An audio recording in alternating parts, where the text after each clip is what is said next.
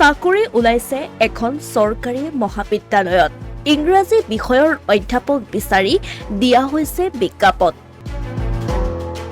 পিছে দৰমহা দেখিলে হতভম্ব হ'ব আপুনি। এখন চৰকাৰী মহাবিদ্যালয়ত চাকৰি ওলোৱাৰ বিজ্ঞাপন এতিয়া চৰ্চাত। মহানগৰীৰ বশিষ্ঠৰ অসম চাৰুকাৰু কলা মহাবিদ্যালয়ৰ অংশকালীন অধ্যাপক বিচাৰি দিয়া হৈছে এই বিজ্ঞাপনটো।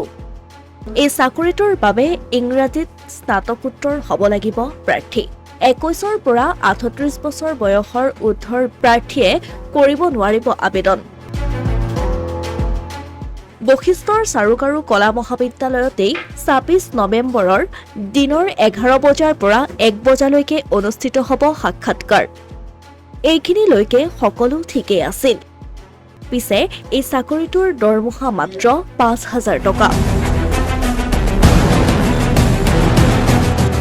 কিন্তু চাবলৈ গ'লে এখন চৰকাৰী মহাবিদ্যালয়ৰ অধ্যাপকৰ দৰে এটা সন্মানীয় চাকৰিৰ বেতন এজন হাজিৰা কৰা লোকৰ তুলনাত কম হোৱাটো সঁচাকৈয়ে চিন্তনীয় বিষয়। এই বিষয়টোক লৈ এতিয়া চৰ্চা হৈছে। দিনক দিনে কমি আহিছে নেকি শিক্ষাৰ মূল্য? নহলেনো ইংৰাজীত স্নাতকোত্তৰ কৰা এজন প্ৰাৰ্থীৰ দৰমহা ইমান কমকৈ ধাৰ্য কৰা হয়নে? Asomiya Pratidin digital desk.